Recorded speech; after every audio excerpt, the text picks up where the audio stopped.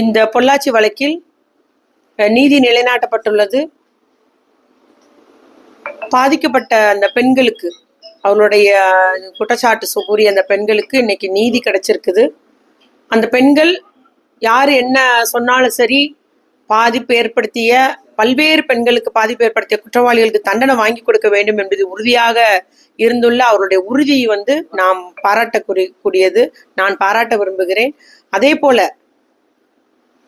அதிகாரிகளும், காவல்துறை உள்ளிட்ட உயரதிகாரிகள் அத்துணை பேரும் அந்த பெண்களை பற்றிய தகவல் எதுவுமே, சாட்சியங்களோ அவருடைய போட்டோக்களோ தகவல்களோ சட்டப்படி முறையாக கையாண்டு எதுவுமே வெளிவராம இருந்தது மிக ஒரு நல்ல முறையில் செயல்பட்டதும் பாராட்டக்கூடியது.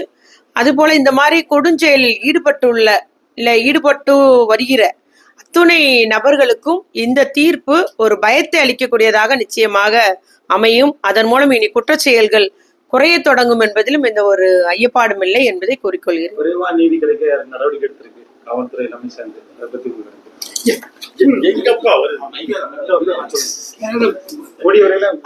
ஆமா, அதாவது விரைந்தும் 8 ஆண்டுகளுக்குள்ளாக இந்த தீர்ப்பு வழங்கப்பட்டிருக்கு.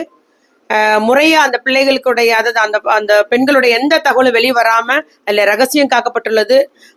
மிக முறையாக கையாண்ட, அது சிபிஐனாலும் சரி, அவர்களுக்கு உதவியா இருந்த அத்துணை நம்முடைய தமிழ்நாடு அரசு அதிகாரிகள், காவல்துறை அதிகாரிகளுமே மிக சிறப்பாக கையாண்டுள்ளனர் என்பதை நான் இங்கு கூறிக்கொள்ள விரும்புகிறேன்.